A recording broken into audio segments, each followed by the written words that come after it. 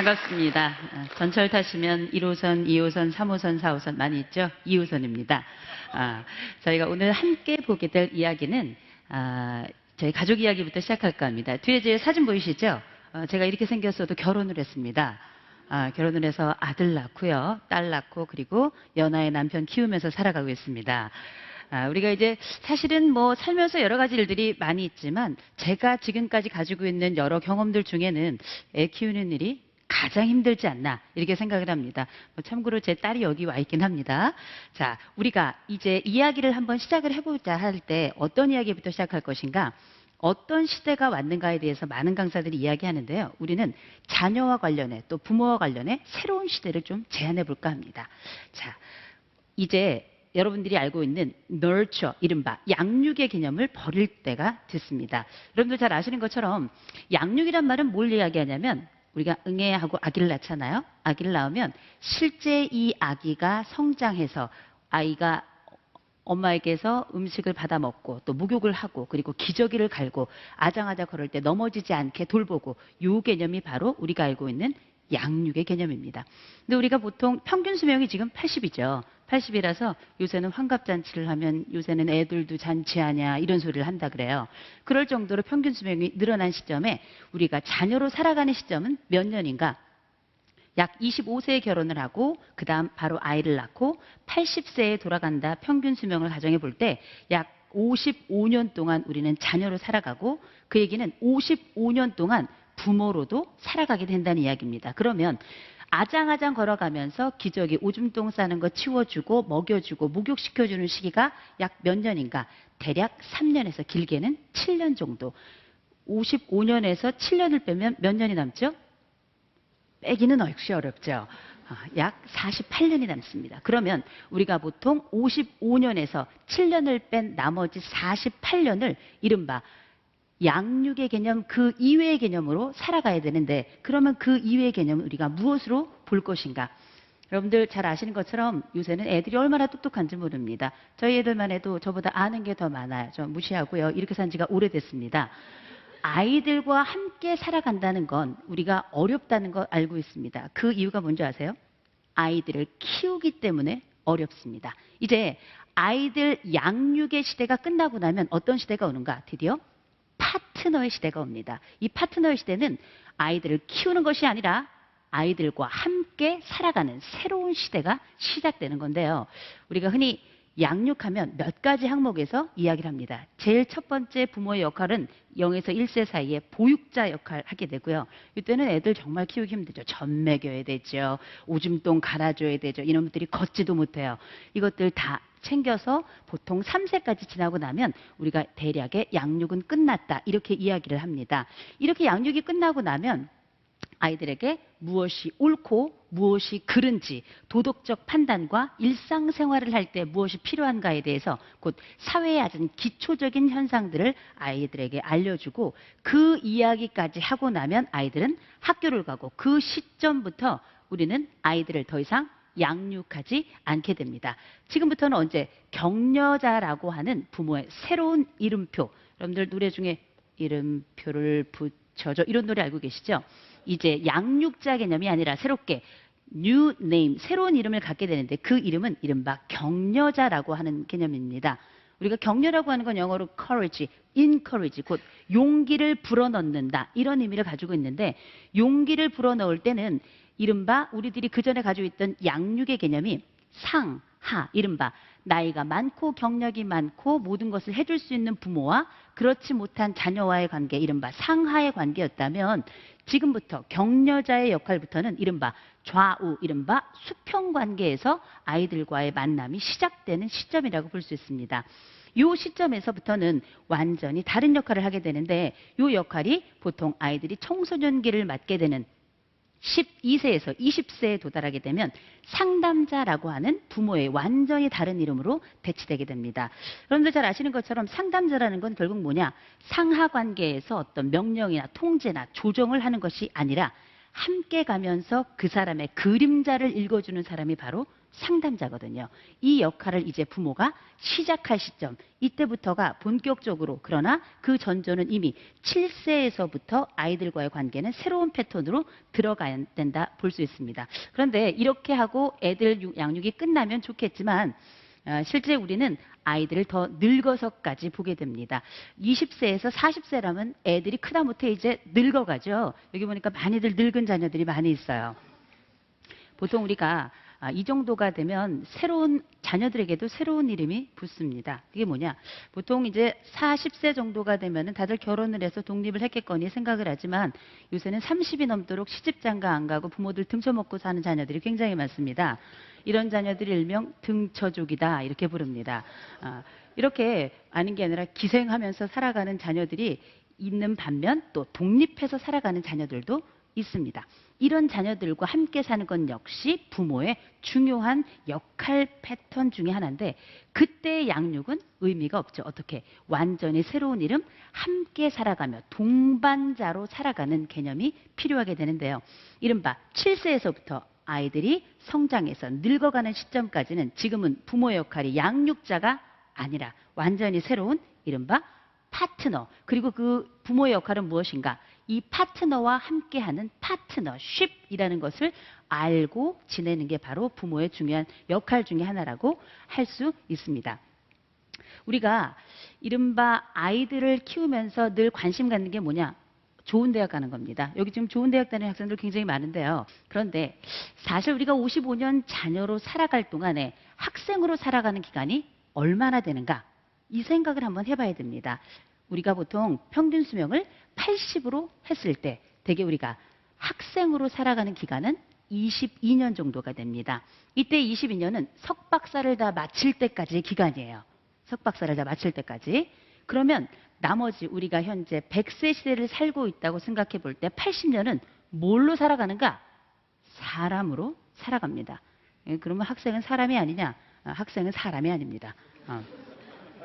공부기계죠, 거의. 그런데 나머지 4배에 해당되는 사람으로 살아가는 기간을 모두 배제해 놓고 우리 부모들이 뭘 하고 있는가? 학생으로만 아이들을 키우고 아이들을 양육 개념 안에서 계속 자라게 한단 말이에요.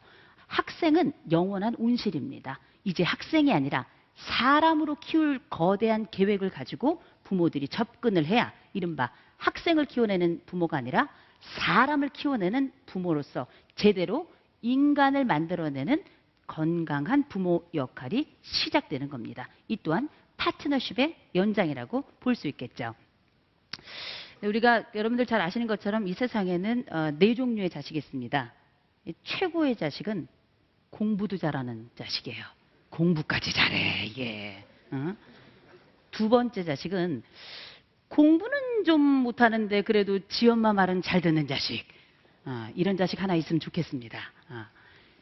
세 번째 자식은 공부도 못해. 지 엄마 말도 안 들어. 그래도 어떻게 지 몸만 하는 건강한 새끼. 예, 최악의 자식은 지혜비 닮은 놈입니다. 예, 참 함께 살아가는 일이 쉬운 일은 아닌데요. 이렇게 자녀의 유형이 있는 것처럼 부모에게도 유형이 있습니다. 이른바 성적을 중심으로 아이들을 밀어붙이는 부모인가 아니면 또 다른 형태의 부모인가 성적도 필요합니다. 그런데 우리에게 유명한 문구가 하나 있습니다. 뭐라 그러냐? 부모는 멀리 보라 하고 학부모는 앞만 보라 한다. 이런 광고 문구 보셨을 겁니다. 내가 지금 어디쯤 서 있는가는 가만히 멈추어야 볼 수 있고 알 수 있습니다. 지금 현재 부모인 분들도 있고 장래에 부모가 될 분들도 있는데 가만 생각해 보면 숨이 턱에 닿도록 달리고 있는 바로 이 시점 내가 부모인지 학부모인지 부모는 사람을 만들어내고 학부모는 학생을 만들어냅니다. 학부모는 아이들을 양육하고 그리고 부모는 아이들을 파트너로 생각하며 함께 살아가는 동지적 결합을 하는 주체가 바로 부모라고 할 수 있겠죠. 우리가 알고 있는지 모르시겠는데요. 요새는 자녀 교육 학원 너무 많습니다. 아마 두 집 건너 한 집은 다 학원인 것 같아요. 그렇죠? 학원 선생님들 존경합니다. 어떻게 그렇게 많이 차리셨는지. 중요한 건 뭐냐? 더 중요한 부모 학원은 없다는 겁니다. 최근에 그래도 대학을 중심으로 부모 교육이라는 과목이 일어나고 있고요. 또 교회나 학원, 성당 이런 종교기관을 중심으로 부모 교육이 굉장히 활성화되고 있는데요. 이렇게 활성화되고 있는 부모 교육이 아직까지는 굉장히 미미한 상태입니다. 자, 그러면 실제 우리는 어떤 사람들이었는가? 한 번도 우리는 부모인 적이 없습니다. 제가 애가 둘이 있는데요. 남편까지 하면 셋이 애가 있는데 그중에서 첫 아이를 딱 낳는데 저는 깜짝 놀랐습니다. 제가 그래도 석사, 박사 또 상담학 공부하면서 아이를 좀 안다 생각했는데 처음으로 아기를 낳는데 어떻게 해야 되는 줄 모르겠는 거예요. 첫 아이에겐 정말 힘든 세월이었을 거라 생각합니다. 둘째를 낳습니다. 난 또 둘째는 처음 낳았어. 그렇죠. 사람은 한 번도 셋째도 낳아본 적이 없습니다. 낳아보니까 처음이야. 거기다가 저희 지금 둘째가 초등학교 4학년인데 저는 초등학교 4학년 둘째는 또 처음 키워봐요. 아주 깜짝깜짝 놀랍니다. 한 번도 부모 교육을 저도 받아본 적이 없기 때문이죠. 이것뿐만이 아닙니다. 우리가 부모 교육을 받아보지 못한 이유는 우리의 부모님 때문이기도 해요. 왜?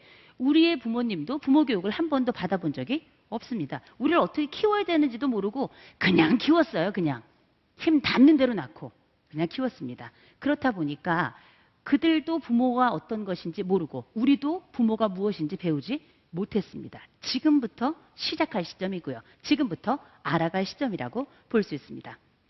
또한 부모 교육은 여러분들 학교 커리큘럼에 없듯이 우리 인생 커리큘럼에도 없었던 건데 커리큘럼은 뭐냐? 만들고 개선해 가는 겁니다. 한번 만들고 넣어보시고요. 더 중요한 부분은 부모와 함께 자녀가 어떻게 배워야 될 것인가 소통하며 배우는 게 부모 교육의 핵심에 있다고 볼 수 있습니다. 옆에 있는 자녀들 있으면 한번 얼굴 쳐다보십시오. 이렇게 생겼는지 깜짝 놀랐을 거예요. 어느덧 수염이 나고요. 어느덧 겨털이 납니다. 보여주지 않으려고 하고요. 문을 잠그고 친구랑 채팅을 하다가 엄청 얻어맞죠. 사실은 이런 아이들의 변화는 우리들이 관찰하기만 하기 때문입니다. 소통은 다가가고 일방이 아니라 쌍방이고 양방입니다. 그건 뭐냐? 자녀들도 부모를 알아가야 하고 더불어 부모들은 자녀를 더 알기 위해 애를 써야 된다는 게 바로 쌍방향 소통이라고 하는 겁니다. 부모 교육은 이런 부분을 대부분 이야기하고 있는데요. 우리가 늘 알아둬야 될 건 뭐냐? 자녀가 늙고 있다는 겁니다. 그리고 이미 늙은 자녀도 있을 겁니다. 그러면 이 자녀들, 성인이 되어가고 늙어가는 자녀들과는 어떻게 함께 지내야 될 것인지 한 번도 생각해 본 적이 없으시죠? 지금 한번 생각해 보죠. 어떻게? 우리가 알고 있는 40-70 법칙이라고 하는 게 있습니다. 이른바 자녀가 40이 됐을 때 부모가 대략 70세가 됐는데 이 둘 간의 소통을 어떻게 하면 원활하게 할 것인가? 4가지 원칙이 보통 제공이 되는데요. 가장 첫 번째 원칙은 이른바 자녀들은 더 이상 여러분들의 노후 준비용 연금이나 적금이 아니라는 겁니다. 더군다나 자녀들은 이제 떠나가면 우리에게 더 이상 어떤 걸 해줄 수 있을 만큼 경제적 여력이 없습니다. 먹고 살기도 힘들어요. 10년 벌어야 전세 산다. 그러기 위해서 우리가 무엇을 해야 되는가? 자녀 중심의 삶이 아니라 이제는 어떻게? 부부 중심의 삶을 준비해야 됩니다. 부모 교육에 있어서는 알아야 될 게 뭐냐? 부부가 건강해야 자녀가 건강하다는 겁니다. 노년기에 들어서도 똑같이 부부의 행복을 보고 자녀들은 노년을 계획하고 노년의 삶을 준비하게 되는 거죠. 부부의 삶에 핵심을 두시기 바라고요. 또 한 가지 특징이 있다면 최대한 독립하자. 어떻게? 신체적으로 더 중요하게는 정서적으로, 정신적으로 독립하는 것이 무척 중요합니다. 기댈 것이 아니라 살려고 하시고요. 의지할 것이 아니라 애써서 일어나려고 노력을 하셔야 됩니다. 또 한 가지. 자녀들에게 배우셔야 됩니다. 목소리 드높이지 마시고 listen, 들어주십시오. 비욘세라는 가수가 listen 이런 노래를 했어요. 들어야 되는 겁니다. 그 이야기는 이제 지혜가 많다고 귀를 막는 것이 아니라 오히려 그 지혜로 들어야 되는 게 노년기 자녀와의 중요한 관계이고요.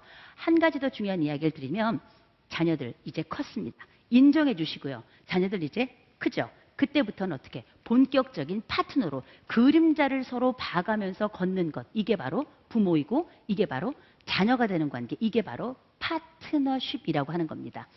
21세기의 화두가 이른바 심리이고 21세기의 화두가 소통이라면 그 소통의 핵심에는 아마 가족이 있고 그 가족의 핵심에는 부모 자녀 관계가 있을 겁니다. 새로운 부모, 새로운 자녀의 관계가 새로운 방식으로 소통하고 그때 핵심 키워드를 이야기하라면 그건 아마도 파트너 그리고 파트너십이 아닐까 생각합니다. 여러분들 옆에 있는 자녀 또 옆에 있는 부모님들 한 번씩 바라보면서 나는 어떤 파트너 또 어떤 파트너십을 만들어갈 것인가 한번 상상의 나래를 펼치시면서 미래를 한번 멋지게 계획해 보시기 바랍니다. 수고하셨습니다.